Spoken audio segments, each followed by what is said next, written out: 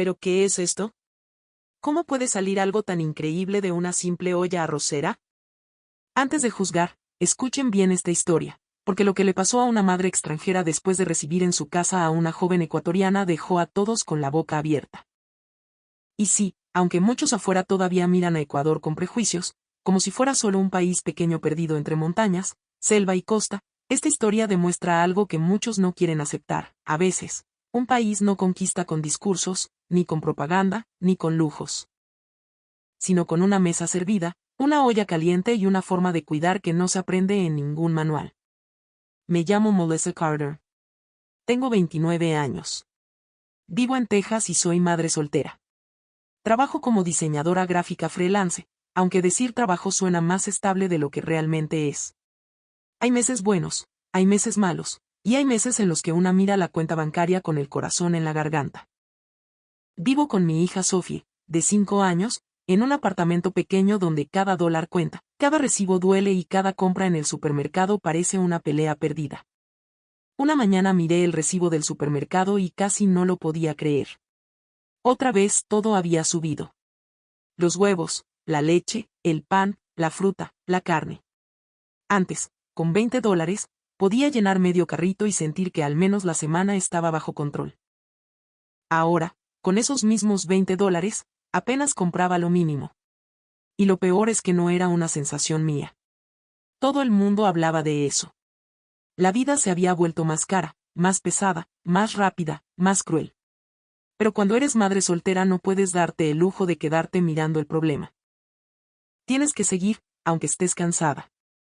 Tienes que sonreírle a tu hija aunque por dentro estés calculando si alcanza para la renta.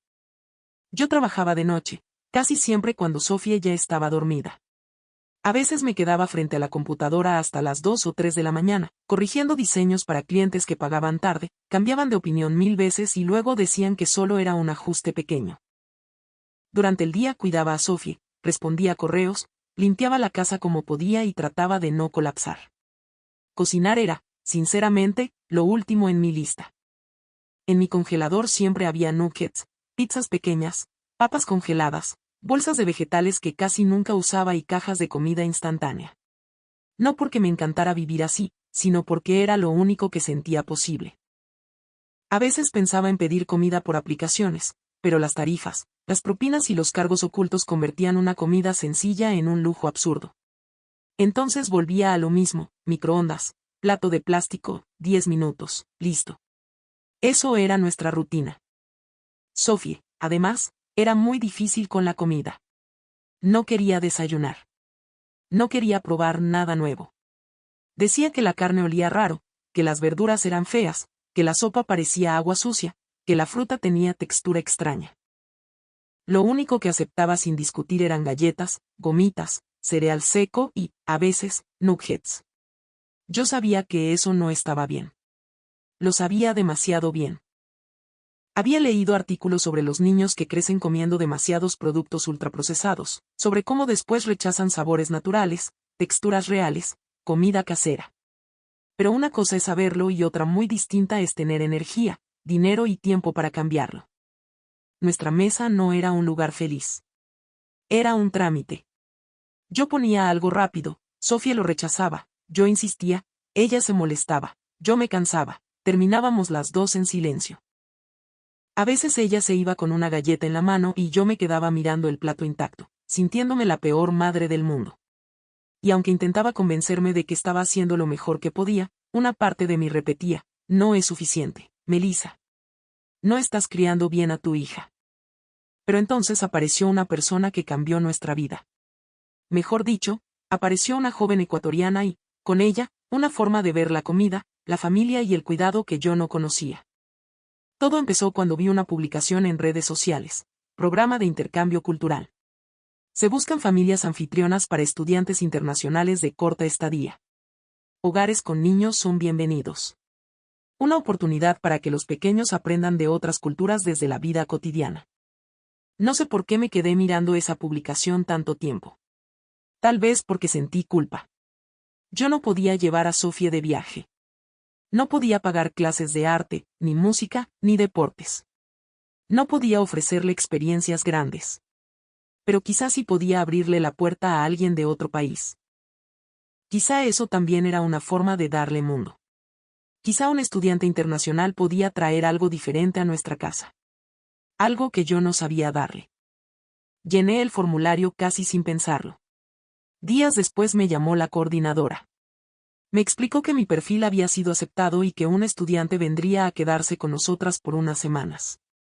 Era ecuatoriana. Se llamaba Camila Ceballos. Tenía 20 años.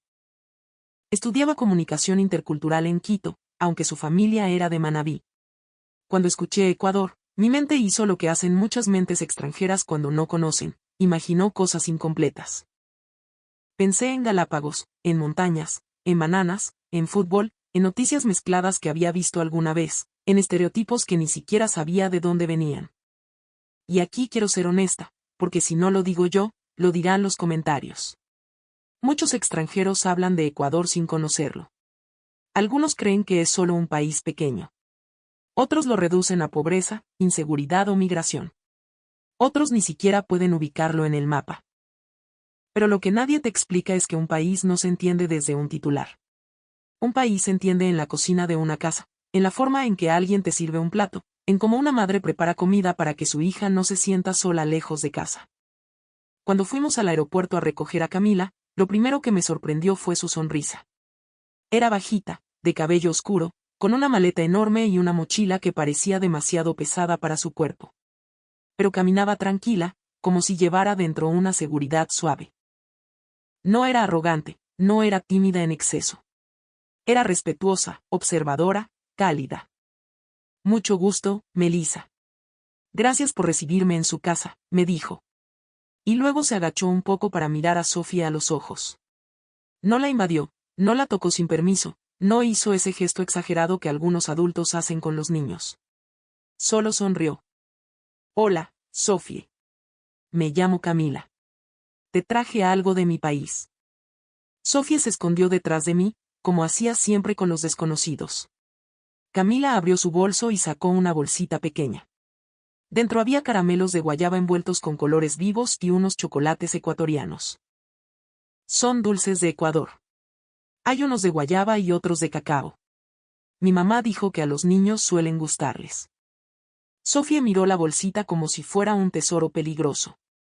Tomó uno con cuidado, lo olió, lo probó y no dijo nada.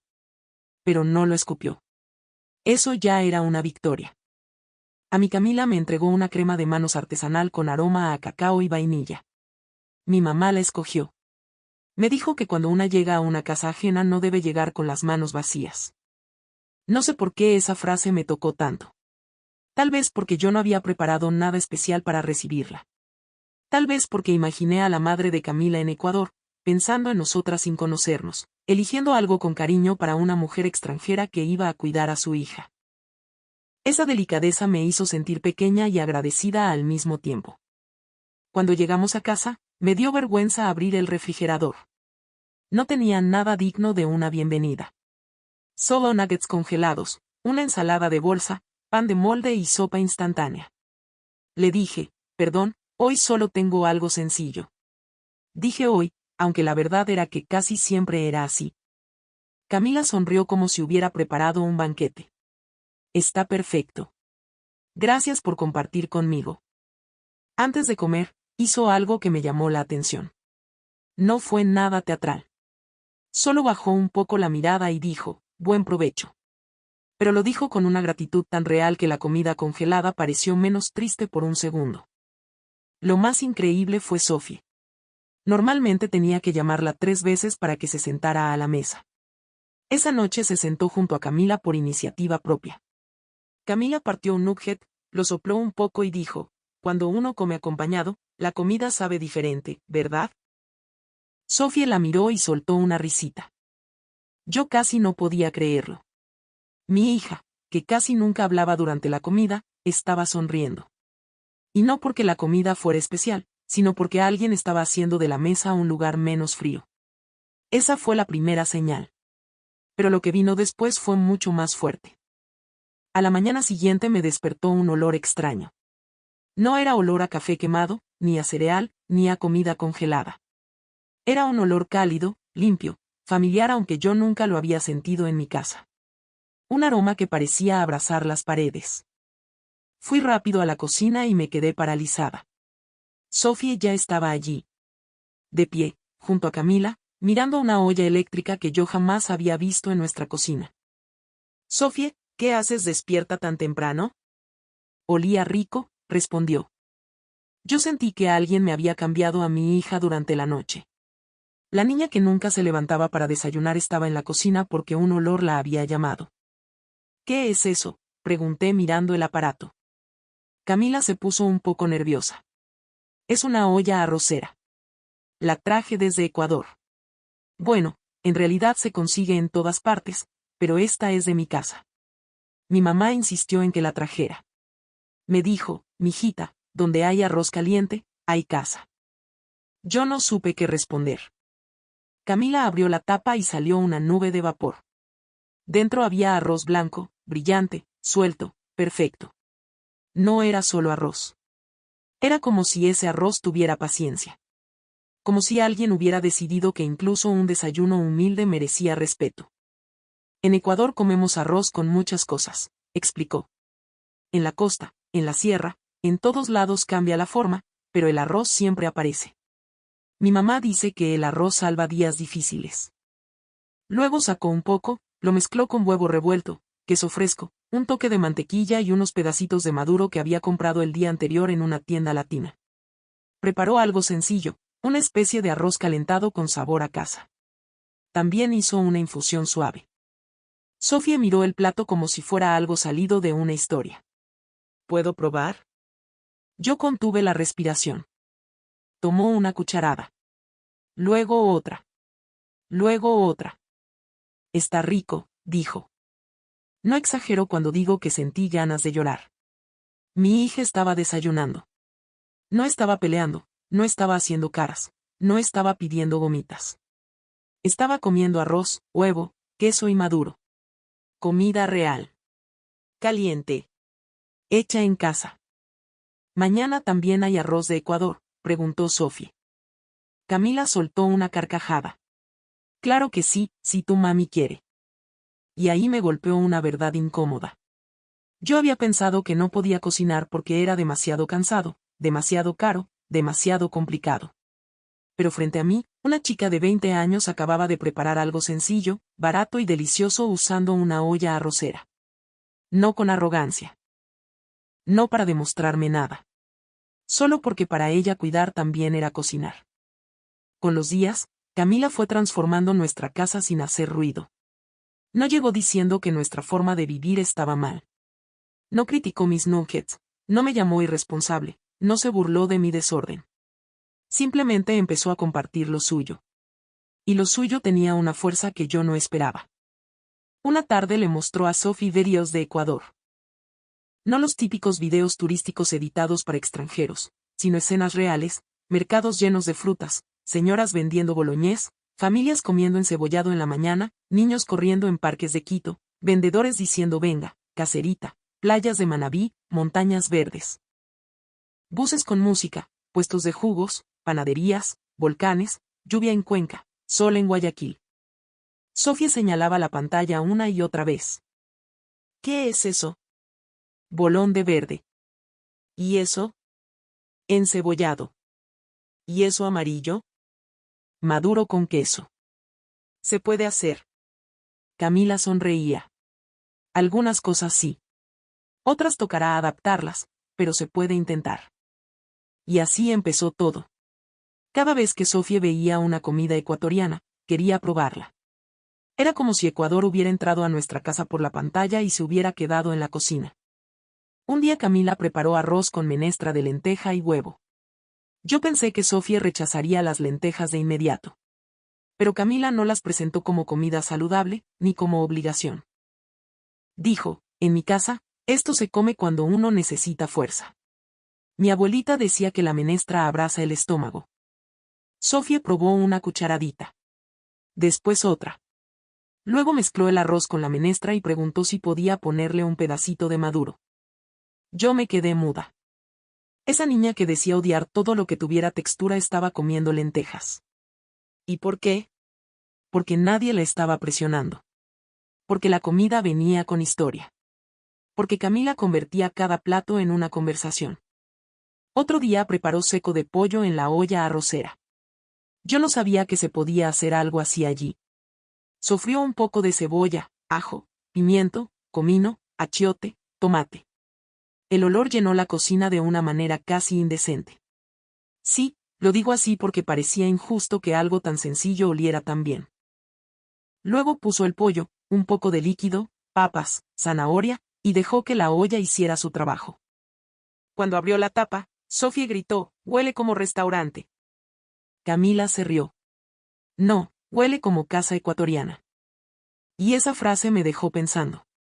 Porque para mí, durante años, la casa había olido a plástico caliente, a cartón de empaque, a prisa.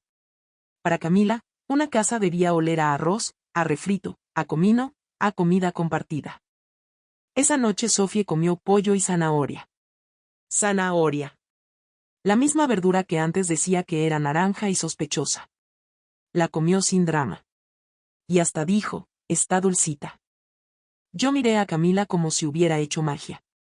«¿Cómo haces esto? ¿Cómo logras que coma?» Ella se encogió de hombros. «No creo que sea magia.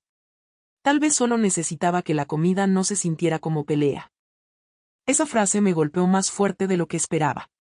La comida no se sentía como pelea. Era verdad. Yo había convertido cada comida en una batalla porque estaba cansada, asustada, culpable. Sofía lo sentía. La mesa estaba cargada antes de que el plato llegara. Camila me enseñó a usar la olla arrocera. Me enseñó a lavar el arroz, a medir el agua, a poner un poquito de sal, a preparar arroz amarillo con achiote, arroz con verduras, arroz con pollo, incluso una sopa sencilla cuando no había fuerzas para más. En Ecuador mucha gente cocina con lo que tiene, me dijo. No siempre hay lujo. Pero hay ingenio. Hay sazón. Hay yapa emocional, como dice mi mamá. Yo me reí. ¿Yapa emocional? Sí. Eso que no cuesta dinero, pero cambia todo. Sentarse contigo. Preguntarte cómo te fue.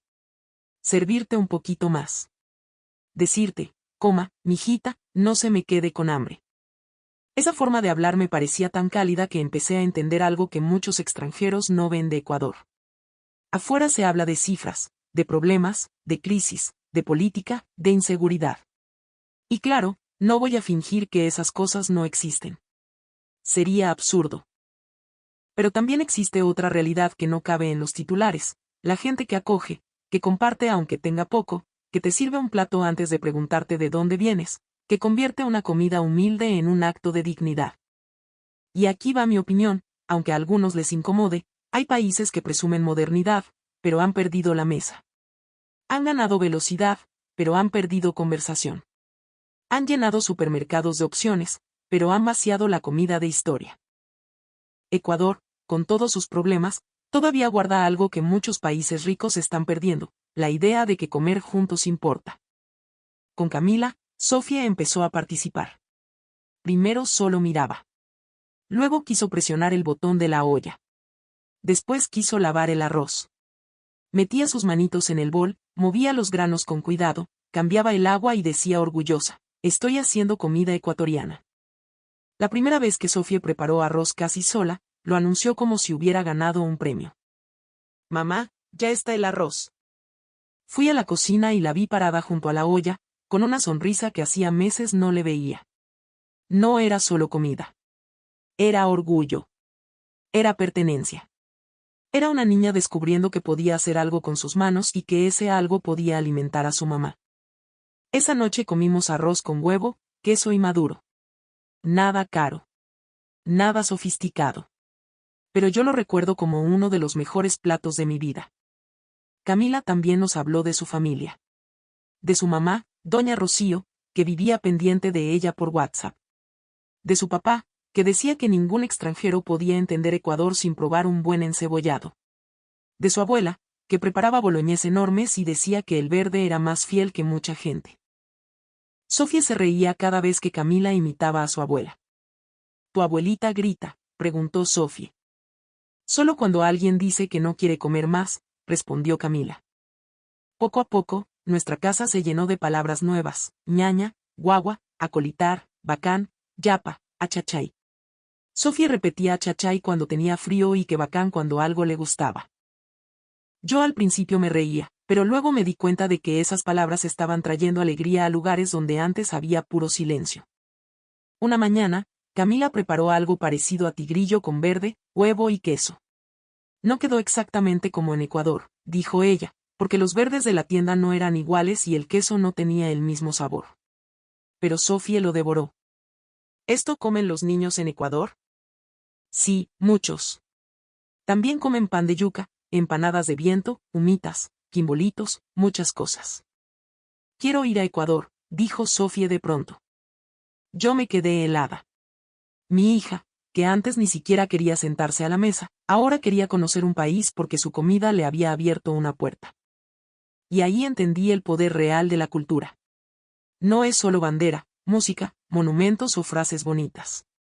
Cultura es que una niña extranjera pruebe arroz con menestra y pregunte por un país que antes no existía en su imaginación. Cultura es que una madre cansada descubra que cocinar no siempre tiene que ser sacrificio. Cultura es que un estudiante de 20 años llegue con una olla arrocera y cambie la dinámica de una familia. Pero, como toda historia que empieza bonita, también tenía un final que se acercaba. Las semanas pasaron demasiado rápido. Camila tenía fecha de regreso. Sofía lo sabía y empezó a ponerse triste antes de que llegara el día. Se pegaba a Camila todo el tiempo. Le pedía que le contara otra historia de Ecuador, que le enseñara otra palabra, que hicieran arroz una vez más. La última noche, después de acostar a Sofía, Camila y yo nos sentamos en la mesa de la cocina. Tomamos té y comimos unos dulces ecuatorianos que ella había guardado para el final. La casa olía todavía a arroz con pollo. Yo miré la olla arrocera sobre el mesón y sentí un nudo en la garganta. Camila, ¿por qué quisiste venir a este país?, le pregunté. Ella pensó un momento. Quería ver cómo nos miran desde afuera. En Ecuador uno escucha muchas cosas. Que somos pequeños, que nadie nos toma en serio, que afuera solo nos conocen por Galápagos o por problemas. Yo quería entender si eso era verdad. Y también quería mostrar que Ecuador no es solo lo que dicen las noticias. Lo lograste, le dije. Camila bajó la mirada, emocionada. Mi mamá fue la que insistió en que trajera la olla arrocera. Yo le decía que era pesada, que ocupaba espacio, que aquí podía comprar comida. Pero ella me dijo, Camila, una no sabe cuándo alguien va a necesitar un arroz calientito. Yo pensé que exageraba. Ahora creo que tenía razón. Me reí, pero se me llenaron los ojos de lágrimas. Tu mamá debe ser una mujer increíble. Lo es. Y ya sabe todo de ustedes. ¿Cómo que sabe todo? Le escribo todos los días. Le conté cuando Sofía comió arroz por primera vez. Le mandé foto del seco de pollo. Le conté cuando dijo, qué bacán. Mi mamá se emocionó muchísimo. ¿Y qué dijo? Camila sonrió. Dijo, qué bueno, mijita. Qué bueno que esa niña ya está comiendo con alegría. Qué bueno. 2 palabras simples. Pero esa noche sonaron como una bendición. Una mujer ecuatoriana, al otro lado del continente, se alegraba por mi hija sin conocerla. Se alegraba porque una niña extranjera estaba comiendo mejor, porque una madre agotada estaba respirando un poco. Y yo pensé, si eso no es humanidad, entonces no sé qué es. Le confesé a Camila algo que no le había dicho a nadie. Yo sentía que estaba fallando. Que no hacía suficiente. Que Sofía comía mal por mi culpa. Que mi casa era un desastre por mi culpa. Que si fuera una mejor madre, todo sería distinto. Camila me miró con una seriedad dulce. Yo creo que usted no estaba fallando. Creo que estaba sola. Y estar sola cansa de una forma que la gente no entiende. Esa frase me rompió. Porque era exactamente lo que necesitaba escuchar. No una excusa, no una mentira bonita. Solo una verdad. Yo no era una mala madre. Era una madre haciendo demasiado sin apoyo. Y a veces, cuando una persona está sola, no necesita que le den lecciones. Necesita que alguien se siente a su lado y le diga, yo le acólito. Hagamos arroz. El día de la despedida fue terrible. Sofía se sentó frente a la puerta del cuarto de Camila y no quería moverse. No te vayas, decía entre lágrimas. Camila se agachó y la abrazó. Tengo que volver a Ecuador, pero eso no significa que desaparezco. Podemos hacer videollamadas. Y tú me vas a enseñar cómo te queda el arroz, ¿sí? Sofía lloró más fuerte. En el camino al aeropuerto, Sofía sostuvo la mano de Camila todo el tiempo. No hablaba. Solo la apretaba, como si pudiera detener el avión con sus dedos pequeños. Yo manejaba con la garganta cerrada. En el aeropuerto, antes de entrar, Camila abrazó a Sofía largamente. Luego me abrazó a mí. Gracias por recibirme, dijo. No, Camila. Gracias a ti. Cambiaste nuestra casa. Cambiaste a Sofía. Me cambiaste a mí. Intenté bromear para no llorar. Ahora solo tengo que comprar una olla arrocera, porque ya no podemos vivir sin una. La verdad era que la noche anterior había buscado precios en internet. Una buena olla arrocera se salía de mi presupuesto. Pensé comprar una más adelante, quizá el próximo mes, aunque sabía que el próximo mes también sería difícil. Había cerrado la página con tristeza. Camila me miró y dijo: no tiene que comprarla. ¿Cómo? La olla arrocera se queda. Está en mi cuarto, sobre el escritorio. Es para ustedes. Me quedé sin palabras. No puedo aceptar eso. Sí puede. Mi mamá y yo ya lo habíamos decidido antes de venir. Ella dijo que si encontraba una familia que la necesitara, debía dejarla. Y creo que la encontró. Ahí sí lloré. Lloré en pleno aeropuerto, sin vergüenza. Porque entendí que esa olla nunca había sido solo un aparato. Era un puente. Era una decisión tomada por una madre ecuatoriana que ni siquiera me conocía. Era una forma de decir: no estás sola, aunque vivamos lejos. Camila se fue. Sofía lloró toda la tarde. Esa noche no quiso cenar al principio. Pero luego fue a la cocina, miró la olla y dijo: mamá, hagamos arroz como Camila. Lavamos el arroz juntas. Sofía movió los granos con sus manos pequeñas, cambió el agua con paciencia y presionó el botón. Cuando el vapor empezó a salir y el olor llenó la casa, Sofía sonrió un poquito. Desde entonces, nuestra rutina cambió. No se volvió perfecta. No voy a mentir para que esta historia parezca cuento de hadas. Sigo cansada. Sigo preocupándome por el dinero. Sigo trabajando de noche. Sofía todavía tiene días difíciles con la comida. Pero ahora tenemos algo distinto. Tenemos una mesa que ya no se siente como guerra. Tenemos arroz caliente. Tenemos conversaciones. Tenemos una olla que nos recuerda a Ecuador. A veces hacemos arroz con menestra. A veces arroz amarillo con pollo. A veces solo arroz blanco con huevo y maduro. Cuando me siento destruida, cuando no tengo fuerzas para inventar nada, recuerdo lo que dijo Camila: hay comidas para los días en que una no puede más.